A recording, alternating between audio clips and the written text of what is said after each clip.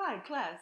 So today we are going to be looking into a completely different type of um, machine learning approach, and in the sense that it's not going to be supervised as all the other techniques that we have seen in this course, but rather we won't have any type of label, right? So remember that so far every time we were working with a data set, we had different types of features and a label. For example, the spam detector classifier that we built, we were computing different types of language-based features, and then we would say whether it was a spam or not.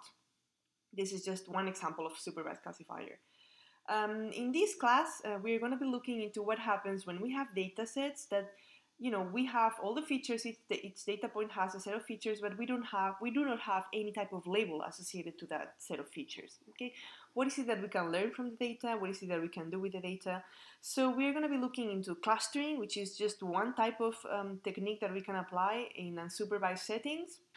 And specifically, we're going to be looking into different types of clustering approaches. Okay, so firstly, we will focus on exactly what does clustering mean and different examples, and then we'll look into 5 different types of methods that allow us to cluster, and we'll see what types of commands can we use in R to execute those.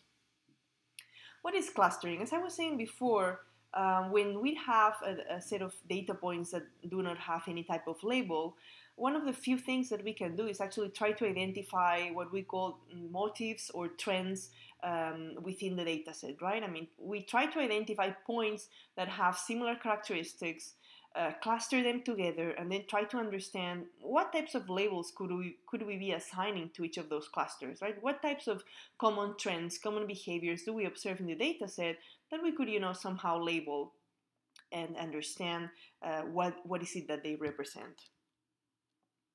What I'm showing here is just, what happens on the top left hand corner. We have a set of points, right? What happens when we have a new point?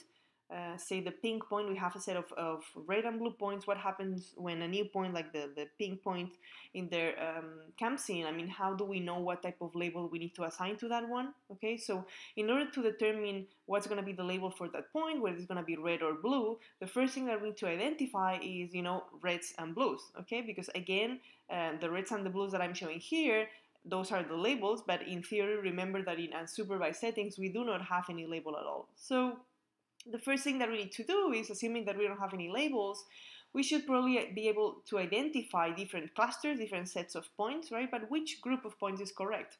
Is the one in the top right corner, bottom left, or bottom right corners, right?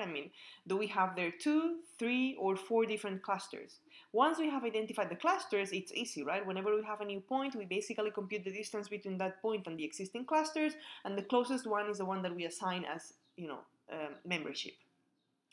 But identifying the clusters themselves is not straightforward, and that's what this class is going to be focusing on. We are surrounded, again, as usual, with all the techniques that we've discussed and all the examples that we've discussed. We are surrounded in real life, by different scenarios that could benefit from using this type of clustering approaches. So I'm just going to discuss here a few examples. If you think about genomics, right?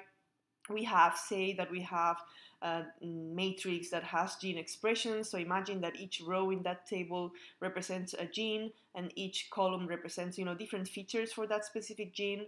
What we can do is represent expression patterns. So for each gene, we can represent, all the values that characterize that, and basically look for similar patterns, right? So what you see there, the plot, the plots on the right hand side, the top plot represents like all the different gene expressions that we have in the data matrix on the left hand side. And then we can figure out, what happens if we identify common trends? Like what happens if we can identify, say, for example, 4 different clusters or 4 different patterns in those gene expressions, right? This is really interesting from a genomics point of view, because basically this could be what in genomics is known as co-expressed genes. So basically, if genes have a similar expression, then this means that they probably have a similar co-function and co-regulation, and those are things that are very important to understand in genomics. And what I'm showing here is on the right hand side, again, different types of patterns or trends that have been identified. And on the right hand side, the single line in each plot basically represents an average behavior, right? Once we have identified general trends or patterns, we need to identify what's the average behavior for that pattern. Another example besides genomics is medical imaging, right? Imagine that these are typical images from MRIs, and we have different areas of the brain being activated. So typically this type of experiments, a person is put in an MRI and receives different types of either visual or noise stimuli, and basically they look into what types of the brain are stimulated, are activated, right? So if you think of the brain as this just one unique image, and if you try to look for, responses to those stimuli that are similar, you could think of the brain as just an image where different parts of the brain are activated and look for stimuli that generate the same type of activation in the brain. Okay, so it would be exactly another type of clustering.